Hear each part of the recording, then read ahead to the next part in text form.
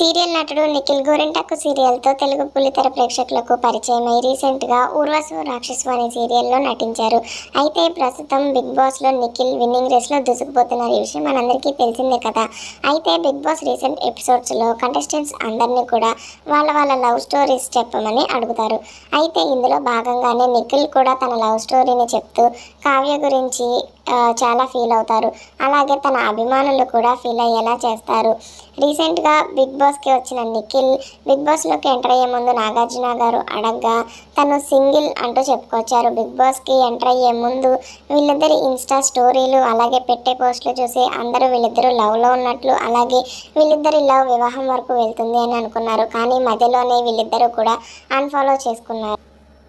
నిఖిల్ తన love story గురించి చెప్తూ తెలుగు ఇండస్ట్రీకి ఎంటర్ అవ్వగానే కావ్యతో లవ్లో పడ్డానని, అలాగే కావ్య తనని కూడా తన అమ్మలా చూసుకుంటుంది అంటూ చెప్పుకొచ్చారు.